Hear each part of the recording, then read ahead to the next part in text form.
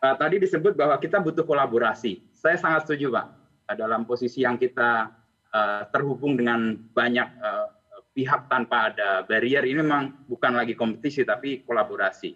Pertanyaan saya adalah, 6 atau hampir 10 bulan terakhir ini ya, saya tidak merasa bahwa kolaborasi yang didengung-dengungkan oleh pemerintah, oleh Kementerian Komunikasi dan Informatika, itu ada orkestrasinya. Baik. Itu tidak terwujud, dan bahkan baru hari ini tuh Kementerian Komunikasi dan Informatika membuat grup untuk mengkoordinasikan itu. 6 atau 10 bulan terakhir itu. Iya tuh.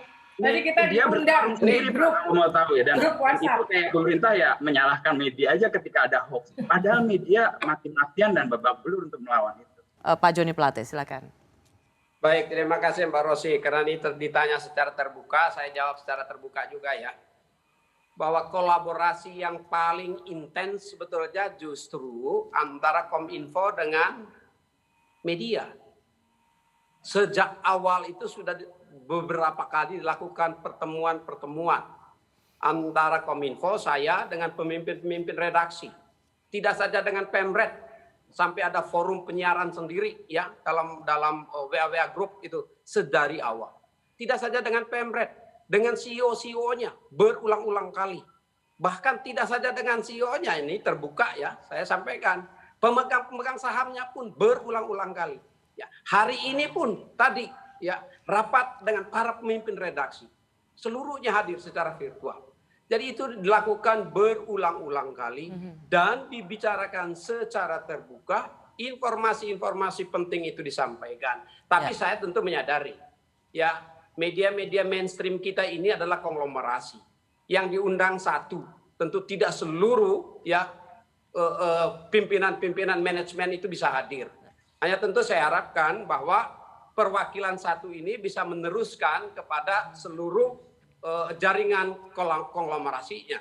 Oke. Sehingga bisa sama informasinya. Artinya sampai di sini sesungguhnya komunikasi berjalan dengan lancar ya Pak Joni Plate. Seharusnya itu berjalan dengan lancar. Ya saya selama ini bahkan tidak saja itu ya komunikasi-komunikasi yang sifatnya relasi, bahkan ya relasi iklan layanan masyarakat ya. Itu pun dibicarakan, kita bicarakan kuartal keempat itu begitu intensnya komunikasi. Ini saya tentu tidak bisa ngomong secara terbuka semuanya, tapi relasi itu tidak saja dalam bantuan, tapi relasi saling membantu itu dilakukan. Oke, saya kembalikan dulu boleh ya. Aku setuju ya bahwa sebenarnya kita media mainstream sebetulnya even sejak Januari 2020 itu sudah mengambil inisiatif ya, terutama untuk educate the public ya, and inform the public, dan kita dapat informasi banyak juga dari pemerintah. Bang Erick Thohir ini sangat aktif ya, Ibu Retno sangat aktif, Pak Joni Plate juga sangat aktif. Tapi mesti pertanyaannya adalah, mungkin kalau ke Pak Joni Plate ya, ada evaluasi mestinya ya. Kenapa dengan melibatkan semua media mainstream bahkan sampai ke daerah, tetapi makin ke sini kedisiplinan itu makin turun. Tentu ada yang namanya pandemic fatigue ya. Jadi ini yang mestinya harus dicarikan jawaban. Nah, saya tidak tahu siapa di pihak pemerintah yang punya begitu banyak ahli yang mencarikan jawaban dan kemudian keluar dengan formula komunikasi yang lebih efektif. Oke, poinnya dari Mbak Uni adalah begini, mungkin Pak Joni atau Pak Erick juga. Semua upaya sudah kita lakukan bersama, kampanye untuk pakai masker, jaga jarak, hindari kerumunan, semua sudah kita lakukan bekerja sama, berkolaborasi, tapi toh itu tidak membuat masyarakat disiplin. Toh angka penularan begitu tinggi. Ya. Ya, saya kira. Jadi apa hal barunya ke depan? Siapa dulu? Pak Erick dulu deh. Ya, silakan. Ya, kembali ini tidak ada maksud apa-apa. Saya rasa pada 11 September waktu itu, saya membuat statement kita akan tembus angka 500.000 sebelum akhir tahun. Saya juga 11 September bicara tidak mungkin ini sukses kalau kita tidak sama-sama disiplin dari masyarakat dan semuanya. Kembali, saya tidak membela diri atau pemerintah tidak membela diri. Ya, kuncinya memang bagaimana kedisiplinan kita bersama, apakah tokoh figur, apakah masyarakat, ini yang menjadi kunci. Dan kita juga berkaca, ya, katanya kita negara besar.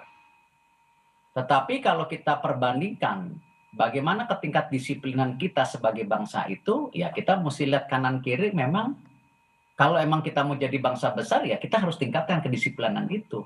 Dan banyak negara-negara, ya tetangga-tetangga kita, apakah misalnya Jepang, Korea, ya, Cina, Taiwan bisa, kenapa kita tidak? Nah, ini kembali saya tidak mau menyalahkan siapa-siapa, tetapi kuncinya di situ bahwa tidak mungkin kita berhasil kalau kita bersama-sama tidak saling menjaga.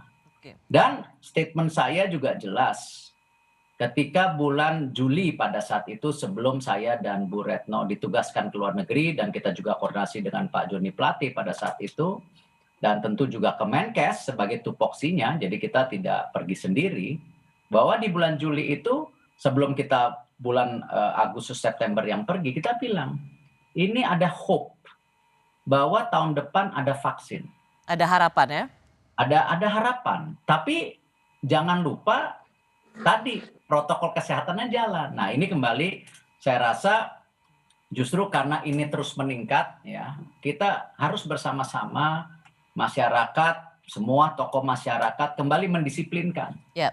Karena dengan kadang-kadang kita ini loose end ketika libur panjang, lupa. Nah itu Pak Erik, kenapa kok misalnya libur panjang itu harusnya November itu udah ada tren naik. Harusnya libur panjang itu November, nggak nunggu pertengahan Desember, harusnya semuanya itu dilarang. Tapi menurut saya itu terlambat, sama seperti waktu kita mudik ya. Jadi kita sudah bisa memprediksikan kalau libur panjang itu pasti naik 30-40%, tapi lagi-lagi langkah untuk mencegah itu terlambat.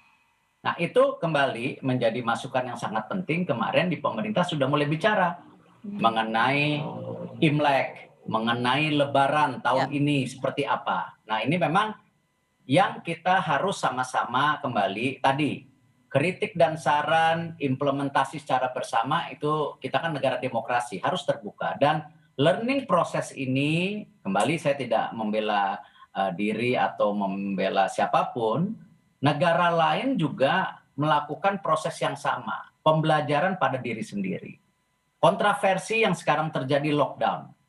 Apakah lockdown pilihan atau tidak? Ya kita sudah mengambil langkah, kita tidak mau lockdown, kita percaya dengan sistem kita. Dan terbukti sekarang di banyak negara Eropa ketika lockdown, kerusuhan di mana-mana. Nah kita siap tidak? Nah hal-hal ini tentu gas dan rem seperti yang Bapak Presiden juga bicara sejak awal, itu menjadi dinamika kita sebagai negara demokrasi yang tentu berbeda pemerintahannya dengan negara lain.